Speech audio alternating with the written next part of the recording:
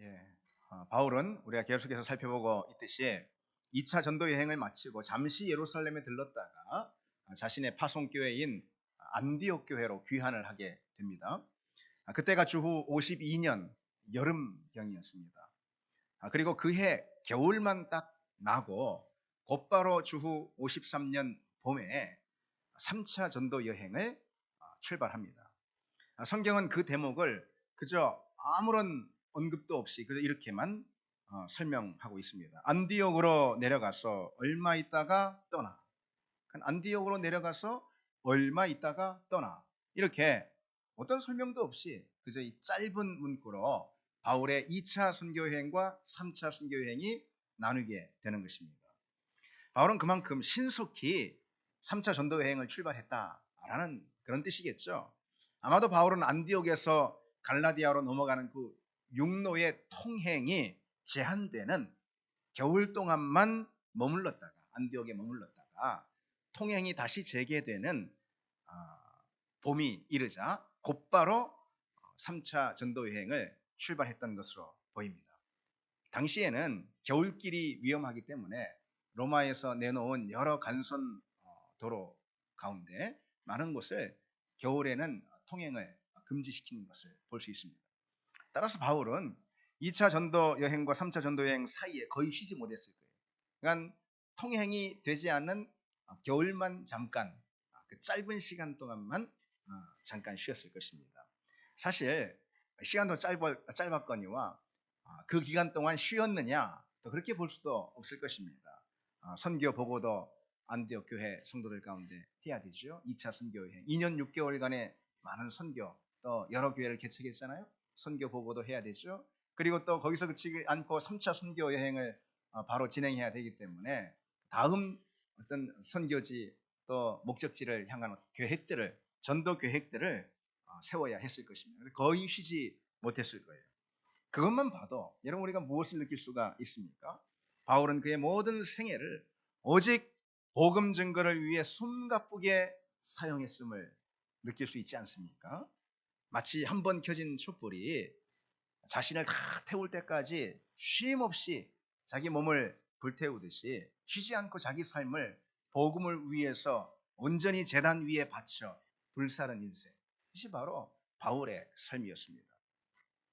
그의 목적과 시선은 오로지 복음 증거에 맞춰져 있었던 것이죠. 그래서 잠시의 쉼이나 여유, 또 심지어는 몸이 병들어서 병상에서 좀 회복을 갖고 치유를 받는 것, 그것조차도 바울에게는 사치에 불과했던 것입니다. 그렇게 출발한 3차 전도 여행의 목적지가 바로 오늘 본문인 에베소였습니다. 바울은 지난 봄 2차 전도 여행에서 귀환하던 중에 고린도에서 귀환하던 중에 에베소에 잠시 들렀었습니다. 그리고 에베소에 있는 많은 사람들에게 내가 다시 꼭 돌아오겠다. 다시 오겠다. 그 약속을 겨울이 지난 1년 만에 지키게 된 것이죠. 안디옥은 시리아에 있는 큰 도시이고 에베소는 당시 아시아, 지금의 터키 서쪽 끝에 있는 해안 도시입니다. 그러니까 바울은 터키 반도를 동에서 서로 쭉 관통하면서 험준한 산과 그 가운데 나 있는 높은 고원지대를 통과하고 그리고 그 가운데 많은 강들과 들을 지나서 지금 에베소에 도착했던 것이죠. 그런데 우리가 바울의 1차, 2차, 3차 전도 여행 우리가 쭉 말씀을 통해 살펴보지 않았습니까? 터키 그 반도를 여러분 머릿속에 그려보면 되실 텐데 바울은 그 터키 반도를 동에서 서로 또는 서에서 동으로 1차, 2차, 3차 전도 여행 가운데 여러 차례 그곳을 왕래했습니다. 그런데 그 지도를 가만 보면은 바울이 계속해서 왕래했던 그 한 곳에 바울의 고향인 길리기아 다소라는 작은 도시가 있습니다. 바울은 자신의 전도 여행 가운데 여러 전도지를 향하며 여행하면서 매번 자신의 고향인 다소를 가까이서 지나쳤던 것을 볼 수가 있습니다. 그런데 흥미로운 점은 어느 때도 1차나 2차나 3차 어느 때도 그의 고향 다소를 들렀다라는 성경의 언급이 전혀 없다라는 사실이죠. 바울은 자신의 가족과 친척들이 있고 자신이 잘 아는 그런 지인들이 모여 있는 그런 다소, 조금만 그 지나는 그 길목에 있는 그 자신의 고향 땅인데, 그곳에서 잠시 마음도 좀 풀고 몸도 풀고 여장을 풀면서 사람들에게 위로도 받고 격려도 받고, 바울은 좀 그런 마음이 있었을 법한데, 그러나 단 한 차례도 자신의 고향 다소를 들르지 않고 오롯이 복음 전도를 위해서만 목적지로 직행했던 것을 볼 수가 있습니다. 여러분, 주님의 이 말씀이 떠오르십니까? 물은 내게 오는 자가 자기 부모와 처자와 형제와 자매와 더욱이 자기 목숨까지 미워하지 아니하면 능히 내 제자가 되지 못하고 그랬습니다. 바울의 그러한 삶은 자신의 고향 땅을 지척에 두고 지나면서도 그 고향에 방문하지 못하는 바울의 그러한 삶이죠. 그러한 삶은 금방 읽어드린 주님의 이 말씀을 떠오르게 하는, 생각나게 하는 그런 바울의 모습이 아니겠습니까? 주님을 따르려면, 주님의 온전한 제자가 되려면 그 어떤 것도, 심지어 가족까지도, 심지어 자기 목숨까지도 버려야만 한다. 주님을 더 뜨겁게 사랑해야 한다 라는 그런 표현이죠. 미워하다라는 것은 과장법인 것입니다. 그런 표현인 것입니다. 역설적인 표현인 것입니다. 주님을 더 뜨겁게 사랑해야 된다. 주님 외에 다른 모든 것은 다 버려야 한다라는 그런 표현인 것이죠. 바울의 삶이 바로 이 주님의 말씀을 떠오르게 하는 그런 삶인 것입니다. 여러분 어떻습니까? 우리는 주님의 제자들은, 그리스도인들은 주님의 말씀을 떠오르게 하는 그런 사람들이 돼야 하는 것이죠.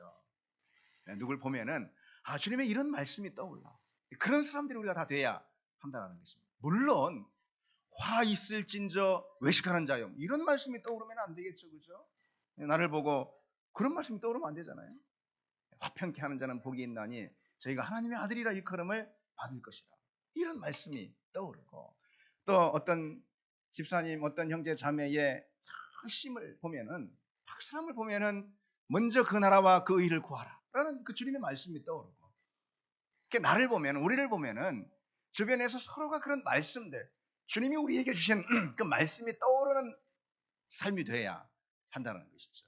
우리를 보면은 주님이 말씀하신 사랑이 좀 떠오르고, 그렇죠, 용서가 좀 떠오르고, 주님이 말씀하신 헌신과 또는 섬김이 떠오르고요, 그렇죠. 주님이 말씀하신 겸손이 떠오르고, 주님이 말씀하신 그 말씀들이 내 삶을 통해서, 내 모습을 통해서 떠오르게 하는, 그리고 서로 주님의 말씀을 자신의 삶을 통해서, 모습을 통해서 상기시켜 줄 수 있는 그런 사람들이 우리가 다 되기를 바랍니다. 그것이 온전한 제자임을 믿습니다. 이제 다시 바울을 한번 보십시오. 그렇게 에베소에 도착한 바울은 에베소에서 무려 3년간이나 체류하는 것을 볼 수가 있습니다. 바울의 20여 년간의 그런 전도 사역들, 전도 여정들 가운데 바울이 한 지역에서 가장 오래 머물렀던 그 기간이 3년이고 곧 에베소에서의 사역이었습니다. 그 다음으로 고린도였죠. 1년 6개월. 그리고 나머지 다른 지역에서는 불과 4개월, 5개월 아니면 그보다 훨씬 적은 기간들을 머물렀습니다. 근데 왜 에베소에서 무려 3년간이나 체류했을까요? 그것이 그동안 보냈던 다른 지역들보다 복음 전하기 훨씬 수월하고 훨씬 쉬워서, 편해서? 아니죠. 정반대였습니다.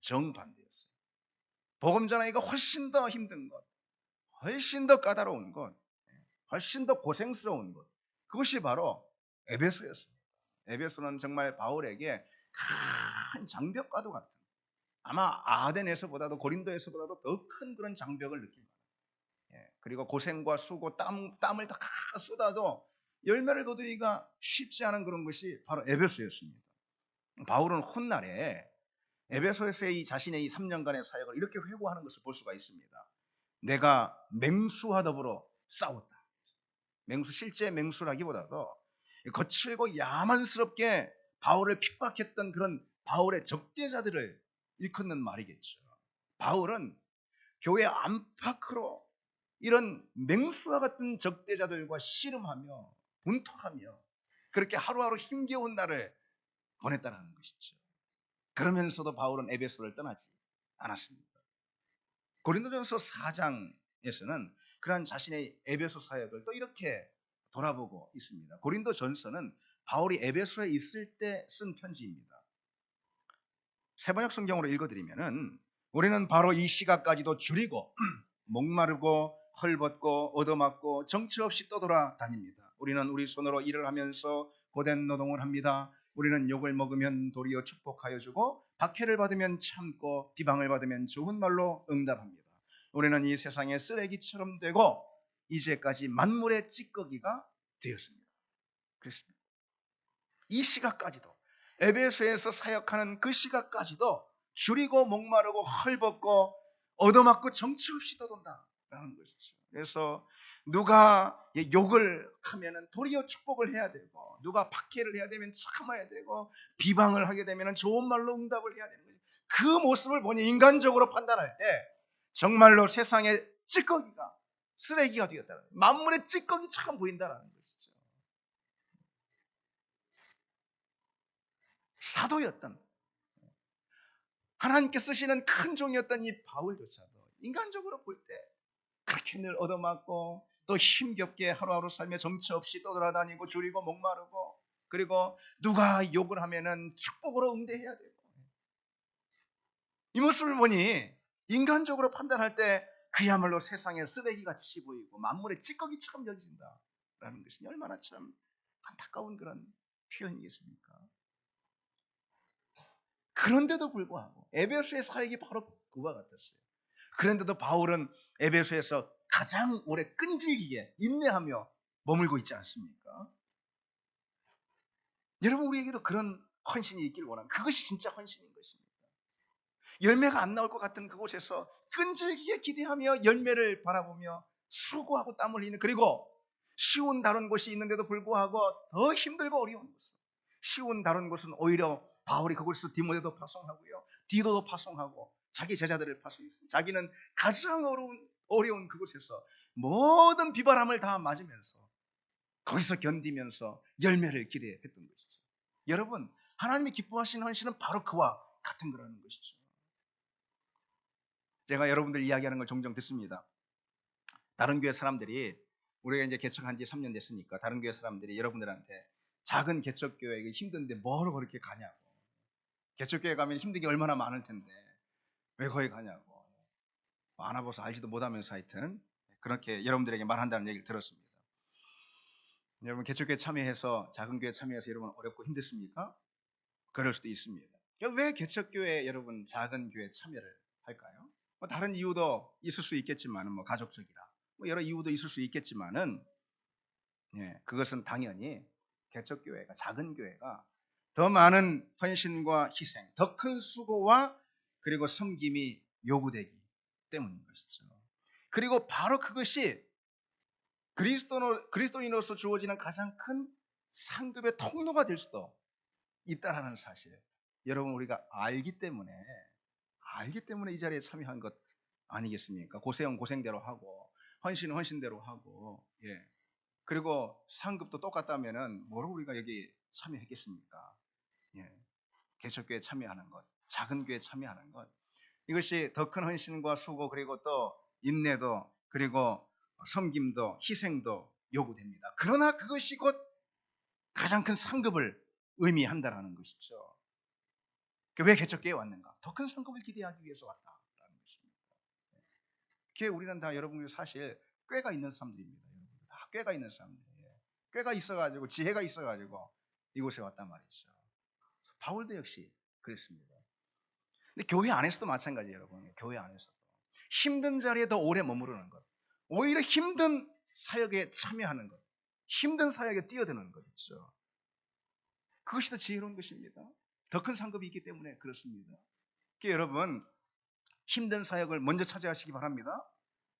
우리 교회는 그래서 뭐 힘든 사역, 뭐 쉬운 사역 이런 게 뭐 굳이 있나 생각할 수도 있겠지만, 어쨌든 남들이 볼 때, 사람들이 볼 때, 일반적으로 볼 때 힘들고 굳이 아주 굳은 사역, 어려운 사역, 더 많은 수고와 땀이 필요한 사역, 그리고 뭐 시간도 더 많이 들여야 하고 더 큰 희생도 치러야 되고, 뭐 인간적으로 생각할 때 손실도 더 많고 말이죠. 더 많은 물질을 들여야 하고, 그런 사역이죠. 그런 사역이 그냥 경쟁이 일어나는, 막 다 차지하려고, 내가 그거 먼저 한다고.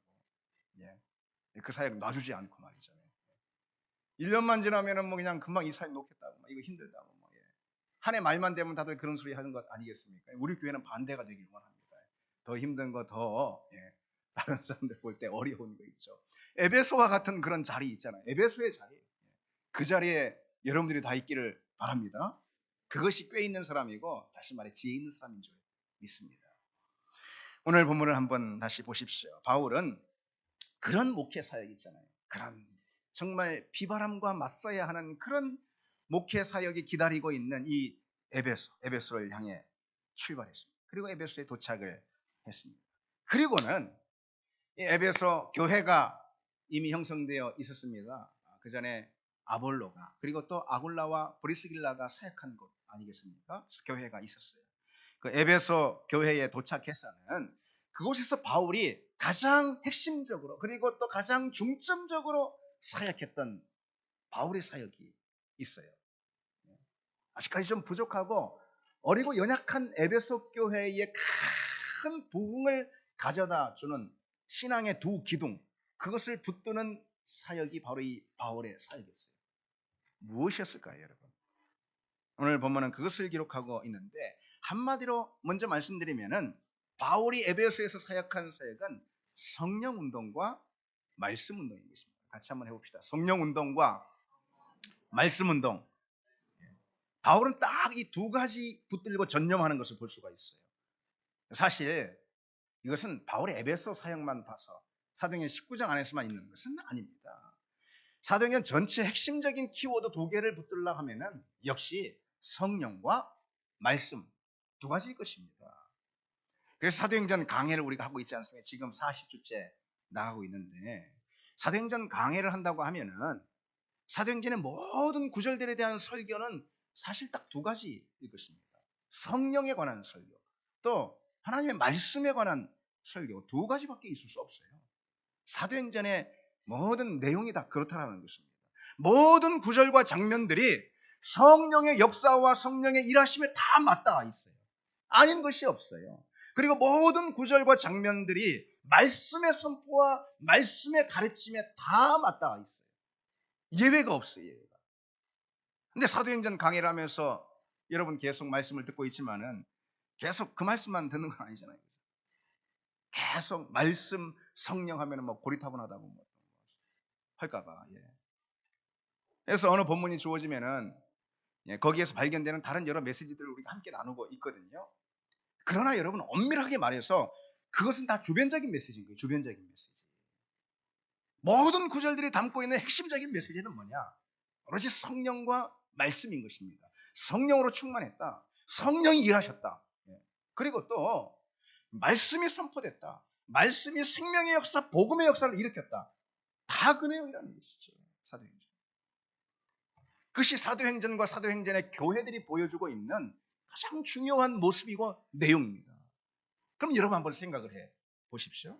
그것이 사도행전의 교회라면은 그렇지 못한 교회 어떻겠습니까? 그건 병든 교회죠. 그건 죽은 교회인 것입니다. 성령의 충만과 말씀의 충만이 없는 교회는 당연히 병든 교회예요. 성령의 운동과 뜨거운 성령 운동, 철저한 말씀의 운동이 없는 그런 교회는 죽은 교회인 것이죠. 사도행전적인 교회가 아닌 것입니다. 성령과 말씀으로 인해서 복음 전도의 왕성한 그런 역사들이 일어나지 않는 그런 교회, 그런 교회처럼 사단이 우습게 보는 교회도 없다는 것입니다. 미국에 윌로우 크릭 교회라고 있습니다. 빌 하이빌스 목사님이라고. 윌로우 크릭 교회. 교회 다니는 사람이라면 아마 대부분 다 알 것입니다. 2만여 명이 모이는 그런 대형 교회입니다. 그런데 대형 교회라 유명한 것은 아니에요. 크기도 그렇게 크지만은 전 세계적으로 건강한 교회 모델이다. 건강한 교회 모델이 이렇게 다 주목받는 교회. 하나만 꼽으라 하면은 아마 맨 처음 윌로우 크릭 교회를 많이들 꼽지 않을까 생각합니다. 그래서 뭐 우리나라도 그러고 뭐 외국도 그러고 뭐 교회 투어를 하면은 탐방을 하면은 전부 다 우리나라 교회 목사님들도 뭐 윌로우 크릭 교회 많이들 다녀온 것 같아요. 그런데 그 윌로우 크릭 교회가 이제 뭐 불신자 전도라든가 아니면은 구도자 예배, 시커스 워십이라 해서 거기서 나온 것입니다. 구도자 예배라든가 아니면은 뭐 여러 가지 양질의 프로그램, 참 좋은 그런 프로그램들이 참 많습니다. 그런 것들로 인해서 교회의 부흥이 급속도로 일어난 그런 사례, 바로 윌로크릭 교회죠. 그런데 몇 해 전에 그 교회가 자가 진단을 했습니다. 그 교회가 시작된 지 36년이 됐는데 그때 당시에 몇 년 전에 근데 이제 자가 진단을 했다는 거예요. 우리 교회는 건강한가? 우리 교회는 살아있는가? 우리 교회는 하나님 앞에 온전한가? 뭐 이런 자가 진단을 한 거예요. 거기 많은 성도들이 있잖아요. 그 사람들에게 일일이 아주 그 여러 가지 항목의 그런 설문 또는 질문들을 다 던져서 자세하게 조사를 한 거예요. 그리고 또 솔직하게 다 조사를 한 것입니다. 그런데 그런 이 자가 진단의 이 결과가 상당히 충격적이리만큼 심각하게 나왔다는 것입니다. 건강하지 않다라는 그런 자기 결론을 내린 것입니다. 온전한 교회로 서 있지 않다 이것이죠. 다른 다 세계적으로 많은 교회들이 막 그냥 한국 교회 목사님들이 막 다 거기 가가지고 건강한 교회 모델이라고 다 배우고 뭐 탐방하고 그러는데 스스로 자기 자신을 진단할 때 건강하지 못하다 이렇게 판단 내린 것입니다. 성도들의 내적이고 실천적인 삶의 모습들이 전혀 건강한 성도의 모습이 아니다라는 결론이 나왔다는 거예요. 그리고 건강한 성도로서 그리고 온전한 제자로서 잘 서 있지 못한 모습들이 내면 생활 가운데 그리고 또 교회 생활 또 일상의 생활 가운데 다 그것이 많이 보였다는 것입니다. 36년간 쉼 없이 달려온 교회가 자기 평가에서 그런 성적표를 받았을 때 여러분 얼마나 참담하겠습니까? 그렇죠? 얼마나 뼈아픈 그런 순간이겠습니까? 그런데 그 글을 읽으면서 저는 한편 이런 생각도 들었어요. 야, 그런 교회 모습만 봐도 그 자체가 건강한 거 아닌가? 자기 스스로 이렇게 진단하면서 건강하지 않다 우리는. 뭐 이런 판단을 내릴 정도로 이렇게 참 그 모습이 하나님 보실 때 참 귀한 모습 아닌가 이런 생각도 또 한편 들기도 했습니다. 근데 여러분 우리 교회는 어떻습니까?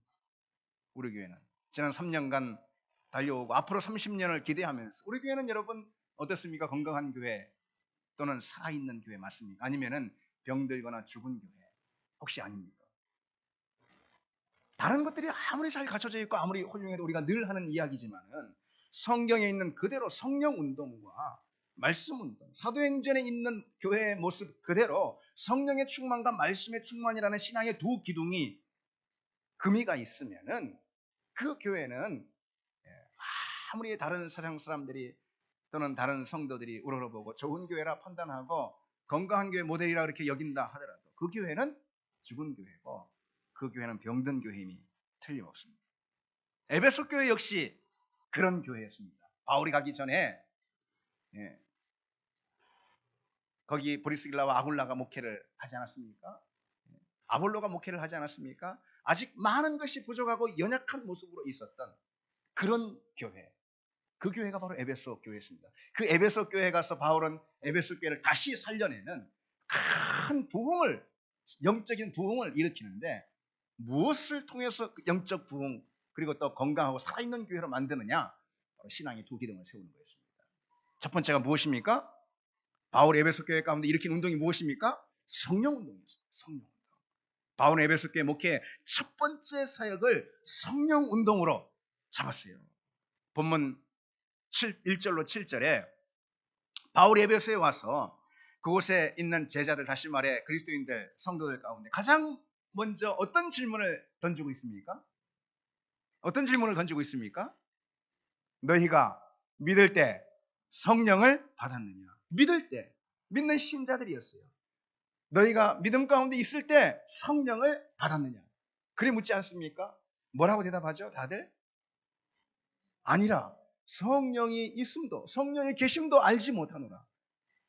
이런 정말로 황당한 대답을 이들이 내놓지 않습니까? 황당하긴 하지만 우리가 볼 때 그거는 그들의 실제였습니다. 그들의 처지가 그랬습니다. 당시 에베소에 있는 제자들은 처음에는 세례 요한의 제자들이었어요. 세례 요한의 세례만 알았어요. 나중에 세례 요한이 죽고 이들이 그리스도의 제자가 다시 된 것입니다. 그러나 예수를 믿긴 했지만 예수를 구주로 영접하긴 했지만은 아직 주님이 약속하셨던 또 다른 보혜사 그리고 이미 오신 오순절 성령 강림의 역사에 대해서 이들은 몰랐던 것입니다. 다시 말해 성령에 대한 그런 신앙이 열리지 않았어요. 성령에 대한 마음의 눈, 신앙의 눈이 아직 열리지 않았던 것입니다. 그런 그들에게 바울이 성령의 세례가 있음을 전하고 그리고 안수하고 결국 성령이 그들 가운데 임하는 걸 볼 수가 있습니다. 에베소 교회 성도들은 이미 예수 그리스도를 알고 있고 또 영접해 믿은 사람들이었어요. 그러나 아직 더 깊은 성령의 역사를 경험하지 못한 상태에 있었다는 것이죠. 그 신앙생활은 그 무엇보다도 성령님과의 관계임을 믿습니다. 성령이 부어져야 더 풍성하고 충만하고 그리고 하나님께서 원래 디자인하신 그런 신앙의 생활들 가능하게 한다는 것이죠. 그러나 이 성령의 세례라는 것이 무슨 어떤 신비적인 그런 현상이나 체험이나 아니면은 어떤 능력 있는 은사만을 말하는 것은 결코 아닌 것입니다. 성령이 부어졌다라는 사인일 뿐인 거예요. 그것은 예언이나 방언이라든가 능력이라는 은사. 성령의 충만이 성령이 그러면은 충만히 부어졌다라는 것은 무엇을 의미할까요? 너희가 믿을 때 성령을 받았느냐 했는데 성령을 받은 것은 결국 무엇을 의미하는 것일까요? 여러분 오늘 말씀 봐보세요. 바울이 뭐라고 또 묻습니까? 성령이 있음도 알지 못한다. 대답하니까 바울이 뭐라고 묻습니까? 너희가 무슨 세례를 받았느냐? 묻지 않습니까?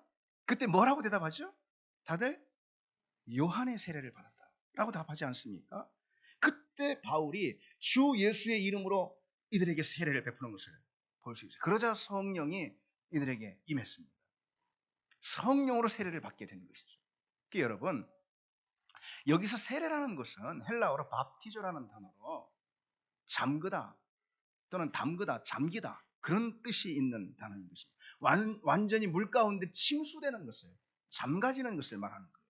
물로 세례를 받을 때 우리는 물속에 완전히 잠겼다 다시 나옴으로 어떤 고백을 그 세례 의식 가운데 드리는 거냐면 나는 물에서 죽었습니다.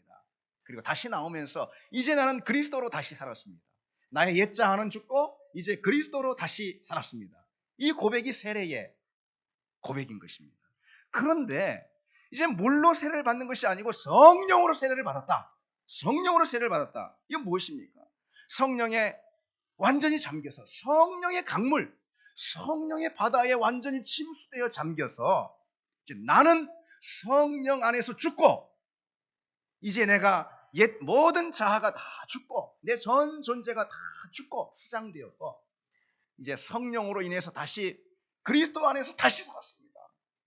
그리스도와 다시 연합하는 새 생명을 얻었습니다. 라는 그런 고백이 바로 이 성령의 세례의 의미인 것입니다. 물 세례와 성령 세례의 차이 바로 그것이죠. 그러니까 물 세례라는 것은 성령 세례의 상징적이고 의식적인 표현인 것입니다. 요한이 예수님에 대해서 뭐라고 말씀 전하고 있죠?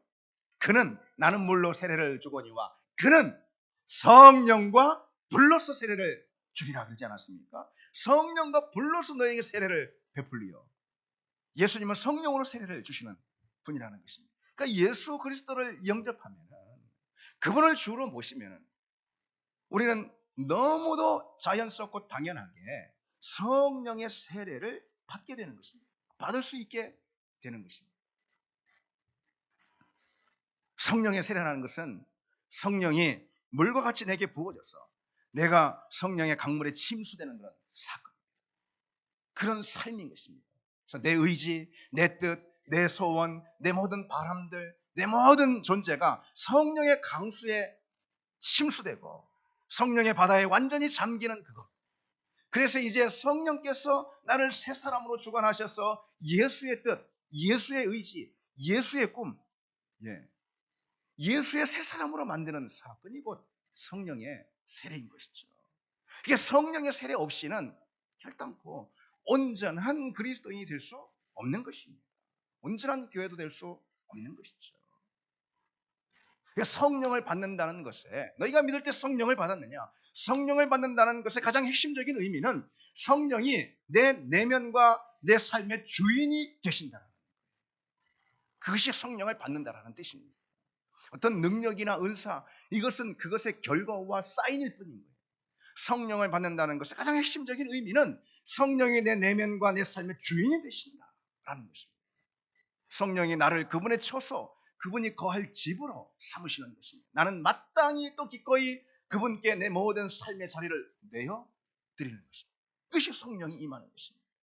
성령이 부어지면은 나는 그분이 거하시는 그분의 집이 됩니다. 이제 그분이 나와 깊이 연합하시고 내 모든 자리, 내 내면의 자리, 내 생각의 자리, 입술의 자리, 그리고 관계의 모든 자리, 삶의 모든 자리들 가운데 오셔서 그분이 다스리시고 그분이 주인이 되시는 것입니다. 나의 삶터, 나의 일터, 그 가운데 성령이 주인으로 모셔지는 것입니다. 그것이 성령이 임하시는 거죠. 그것이 내가 성령을 받는 사건인 것입니다. 성령 안에 깊이 성령의 강물 가운데 침수되면 이제 더 이상 내가 내 의지를 좌지우지하는 것이 아니고 성령이 나를 침수한 성령의 그 강물이 나를 떠밀고 가는 것입니다. 내 삶, 그리고 생각, 내 뜻, 내 모든 인생을 성령의 강물이 떠밀고 가는 것입니다. 그분이 주인이 되는 것입니다. 그것이 성령이 임하신 사건이죠. 그래서 우리가 주님을 멀리하고 또 불순종하고 주님의 뜻을 거역하고 하나님 보시기에 범죄하는 일을 하면요, 그러면은 가장 먼저 내 안에 그렇게 임하신 그 성령께서 깊이 실망하시고 근심하시고 아파하시는 것입니다. 계속해서 내가 성령이 싫어하시는 그런 일들, 성령의 뜻에 거스르는 내 의지를 발동하고요, 하나님을 밀어내고 불순종하고 죄를 짓고 하면요, 내 생각으로, 내 입술로, 또 내 행위로, 내 삶으로 그런 죄를 들여오면은, 그러면은 성령께서는 실망하시고 깊이 근심하시고 아파하시다 결국은 떠나시는 것입니다. 그 성령이 소멸된다, 그렇게 성경은 표현하고 있죠. 여러분, 성령이 내 안에서 소멸되면은, 그러면은 바로 즉시 그 순간 어둠이 내 안에 밀려오게 되는 것입니다. 왜요? 성령은 내 안에 하나님의 빛을 비추고 계신 빛의 영이거든요. 하나님의 생명을 내게 부어주시는 생명의 영이거든요. 성령은 내가 믿음 안에 살 수 있게 하는 능력의 영이거든요. 성령은. 그런데 내가 계속해서 불순종하고 성령을 밀어내고 거역해서 성령이 내 안에서 내 삶 가운데 소멸돼 버리면 그 즉시로 어둠이 임하는 것입니다. 그 즉시로 사단이 임하는 것입니다. 성령의 다스림이 이제 지나가고 사단의 통치가 내게 임하게 되는 것입니다. 근데 여러분 한번 생각해 보세요. 여러분 삶. 우리 삶 가운데 우리 안에 그토록 거하시는, 또 거하시고자 원하시는 그 성령을 얼마나 우리가 외면할 때가 많느냐라는 것입니다. 우리를 처소로 삼으시고 우리 안에 거주하시는 그 성령님은 종종 우리에게 얼마나 외면을 당하고 박대를 당하고 심지어는 우리로부터 멸시를 당하는 때가 있느냐는 것이죠. 성령을 멸시한 적이 없다고요, 여러분? 우리가 성령께서 끔찍히 싫어하시고 메스꺼워하시는, 거룩한 성령께서 싫어하시는 그런 세상의 모든 악한 것들을 껴안고 살 때, 우리 생각으로, 우리 입술로, 우리 삶으로, 행위로 그런 것들을 껴안고 살 때, 가까이 다가갈 때 성령은 외면당하는 것입니다. 우리로부터 성령은 박대를 당하고 멸시를 당하는 것이죠. 결국 성령은 떠나게 되시는 것이고 우리 안에는 급속도로 어둠이 밀려오게 되는 것입니다. 여러분, 우리는 다 성령의 세례를 받은 사람임을 믿습니다. 그 성령의 세례를 더 깊이 사모하는 여러분 되시기를 바랍니다. 주님, 내 모든 삶, 내 의지, 내 뜻, 내 생각, 내 입술, 내 모든 전 존재, 그것을 성령의 강물로 침수하셔서 나를 성령께서 당신이 원하시는 길로 이끌고 가시고 당신이 주인이 되어 주시옵소서. 이 고백이 우리 안에 있기를 원합니다. 그것이 성령의 세례를 받은 사람들의 진정한 고백이고 삶의 모습인 줄 믿습니다. 오늘 둘째로 바울이 에베소에서 어떤 운동을 일으키죠? 이 성령 운동을 일으켰어요. 어떤 운동을 일으키죠? 말씀 운동입니다. 말씀. 바울은 성령에 대해 가르친 다음에, 그리고 성령의 세례를 베푼 다음에 곧장 말씀의 철저한 가르침에 전념하는 걸 볼 수가 있습니다. 먼저 회당에서 자기 민족 유대인들에게 복음을, 또 말씀을 전합니다. 그러나 회당의 유대인들 대다수가 다 그걸 거부하고 반응하지 않죠. 다 무반응인 것입니다. 바울이 하는 수 없이 회당 근처에 있는 두란노 서원이라는 곳에 가서 그곳에서 말씀을 전하는 걸 볼 수 있죠. 거부하고 반응하지 않으면은, 그러면은 이 유대인들은 말씀의 빛을 얻지 못하는 것이죠. 그렇죠. 이들은 그럼에도 불구하고 거부하고 반응하지 않았습니다. 우리 신앙생활 안에서도요, 반응이 가장 중요한 것입니다. 여러분 우리 모두에게 주어지는 하나님의 말씀은 다 똑같지 않습니까? 그렇죠. 그에 대해서 우리가 어떻게 반응했느냐에 따라서 내 신앙의 성장이 결정되는 것이죠. 그래서 세상의 심리학자들은 이런 말 하죠. 우리 인생 90%는 우리 인생 10%는 실제로 일어난 일이고 나머지 90%는 내가 그에 대한 반응을 한 것이다. 이런 이야기들을 하죠. 신앙생활도 마찬가지죠. 10%만이 실제로 일어난 일인 것입니다. 하나님께서 내게 다가오시고 그리고 또 내가 말씀에 노출되어 말씀을 접촉하게 된 것이고 이게 10%예요. 나머지 90%내 신앙생활은 무엇이 결정하냐? 그에 대한 나의 반응이 결정하는 것이죠. 반응이 중요한 것입니다, 여러분. 그래서 격하게 반응하는 여러분 되길 바랍니다. 그래서 우리는 리액션이 격한 사람들이 돼야 돼요. 그래서 말씀 뭐 이런 것뿐만 아니라 찬양에 대해서 늘 강조하지 않습니까? 그래서 찬양할 때 여러분 오늘 이런 찬양, 이런 하늘의 찬양을 언제 여러분 또 경험하실 수 있겠습니까? 이런 찬양할 때도 여러분 막 격하게 좀 반응하시고, 뭐 거기다 입신하신 분들처럼 그렇게 하지 마시고 좀 격하게 좀 반응하시고, 몸으로도 뭐 다윗은 그냥 옷이 벗겨지도록 그렇게 찬양을 했다는데 좀 그렇게 하는 여러분 되시길 바랍니다. 우리 교회가 좀 그렇게 되면 좋겠습니다. 그리고 교회에서 목회자가 무엇인가 여러분들에게 인도할 때 좀 반응을 또 해야 됩니다.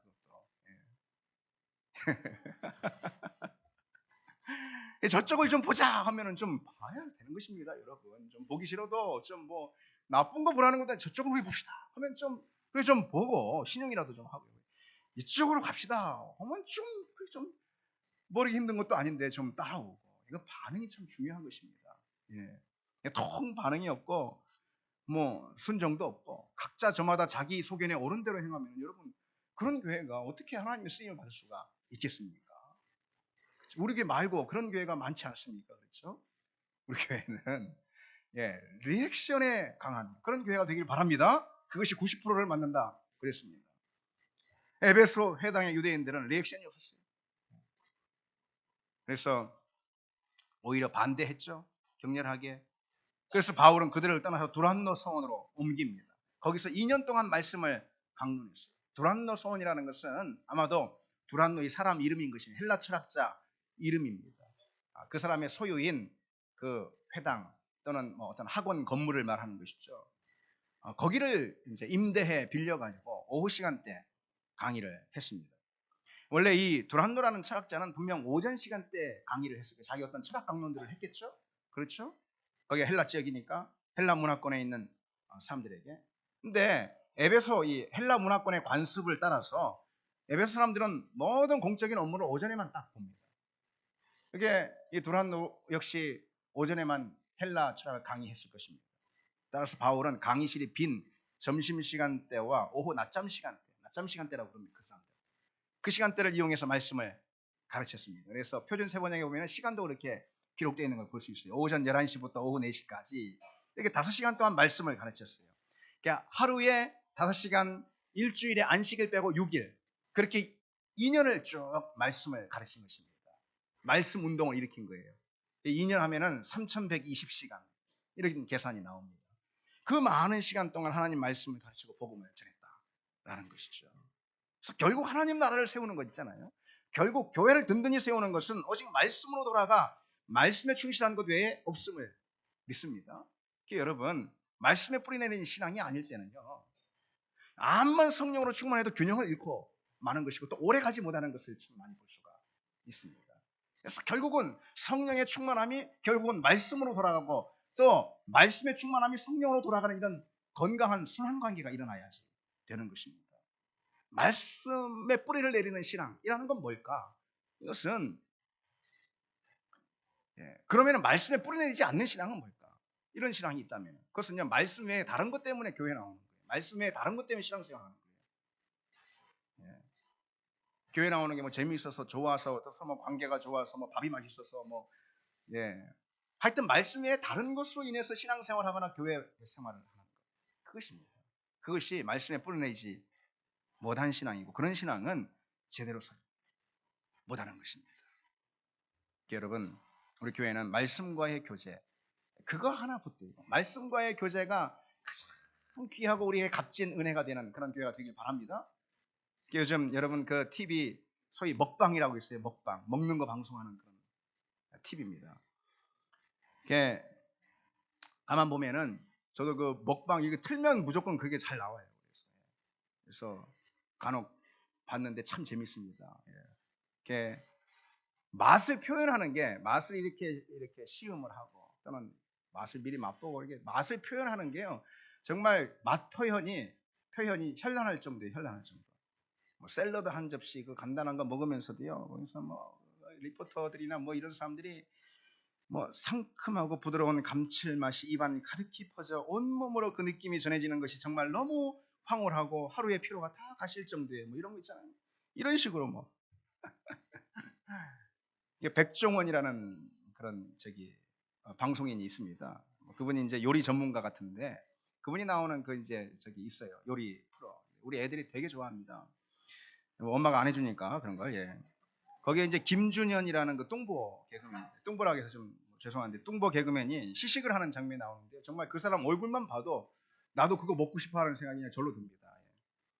근데 여러분 그 흔한 떡볶이를 먹으면서 제가 봤어요. 떡볶이 그 흔한 거잖아요. 그거 먹으면서 그 식감에 대한 표현이 정말 현란합니다. 예. 자막부터 탁 나와요.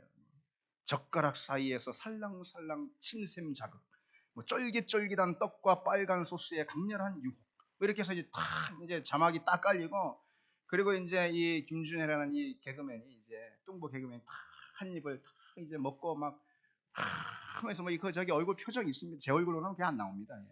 탄성을 지르면서 맛을 표현하는데 씹으면 쫀득한데 입안에 넣으면 스르르 녹아내릴 정도로 부드러운 게 정말 오묘한 맛이에요. 그런 느낌 있잖아요. 옛날 어디선가 맛보았던 그 아련한 맛의 추억이 그대로 살아나는 것 같아요. 뭐 이 말만 들으면은 그냥 어디 뭐 1급 셰프가 뭐 호텔에서 요리해주는 그런 거 먹는 것 같아 보이잖아요. 떡볶이. 참 우습죠? 언젠가 제가 제자훈련 끝나고 집에 가서 씻고 머리 감았으니까 이제 앉아서 좀 이제 쉬면서 TV를 켰는데 그 커피 있잖아요. 커피 마시는 먹방을 하는 거예요. 한번 본 적이 있습니다. 요즘 그래서 뭐 강원도 어디 유명한 데가 있어서 거기까지 막 일부러 가가지고 커피를 먹는 그런 희한한 사람들도 있다고 그럽니다. 근데 어쨌든 뭐 거기까지 가서 이제 뭐 커피를 뭐 먹고 이제 맛 표현하는 게 얼마나 이 맛 표현이 다채롭고 재밌는지 그냥 커피 싫어해도 그 프로 그냥 가만 앉아가지고 그 늦은 시간에 1시간 봐버린 적이 있습니다. 너무 재밌어요. 커피를 한 잔 마시고서는 이렇게 시음을 표현하는 거예요. 먼저 강렬한 자스민 향이 코를 자극하는데 깜짝 놀랐어요. 커피가 입안에 닿을 때는 짙은 쓴맛이 나는데 의외로 목을 타고 넘어갈 때는 정말 부드러운 바디감이 있어요. 그리고 곧장 깊은 신맛이 입안을 감도는 게 너무 좋네요. 아주 깔끔하고 깨끗한 질감에 여운이 오래 남는 커피예요. 뭐 무슨 근데 이게 무슨 맛인지는 모르겠어요. 그냥 쓴맛이지. 뭘 이거 쓴맛을 갖다 이렇게 세 줄 네 줄로 이렇게 들으면 여러분 무슨 맛인지 알겠습니까? 아시는 분도 있겠죠. 커피를 잘 아는. 근데 제가 그걸 보고선 참 그깟 떡볶이 하나 마시고 그거 뭐 아무것도 아닌 커피 한 잔 가지고 뭐 호들갑을 떨면서 뭐 그 식감에 대한 또는 맛에 대한 표현을 이렇게 참 현란하게 하는데 예. 저도 쏙 빠져들어가지고 야, 떡볶이가 원래 저렇게 맛있는 거예요. 내가 정말 외면하고 살았네. 뭐 이런 생각이 들 정도로. 예. 근데 여러분 그런 세상인데 여러분 천상의 음식, 하늘의 양식인 말씀을 맛보는 은혜 얼마나 큰 거 아니겠습니까? 그 말씀을 맛보는 은혜, 그 맛에 대한 표현이 여러분 우리에게는 있습니까? 실제로 성경의 기자들은 그런 표현들을 하지 않습니까? 말씀의 맛을 표현하지 않습니까? 주의 말씀의 맛이 내게 어찌 그리 단지요. 내 입에 꿀보다 더 다니라. 이것이 성경의 기자들이 하나님의 말씀을 맛본 맛의 표현 아니겠습니까? 여러분, 말씀 운동이라는 것은요, 말씀의 맛을 알아가는 거예요. 아니, 우리 신앙생활 인생의 과정은 말씀의 맛을 더 깊이 알아가는 것임을 믿습니다. 그 말씀의 맛에 반응하고 말씀을 누리고 말씀의 은혜에 사로잡히고 그리고 거기서 그치는 것이 아니고 말씀에 반응해서 말씀을 살아내는 것, 말씀이 내 삶의 사건으로 내 삶의 능력으로 경험되는 것, 말씀을 실천하는 것, 그것이 우리 그리스도인의 진정한 은혜로운 삶임을 믿습니다. 주님께서 기대하는 삶임을 믿습니다. 이제 말씀 맺겠습니다. 신앙의 두 기둥, 교회를 살리는 두 기둥, 그것은 성령과 말씀입니다. 여러분, 너무 진부했습니까? 성령과 말씀이라는 사실에 너무 진부했으면 또 뭐 좀 새로운 거 없는가 이런 생각이 들었습니까? 없습니다. 성령과 말씀입니다. 그런 우리 신앙, 교회가 되기를 바랍니다.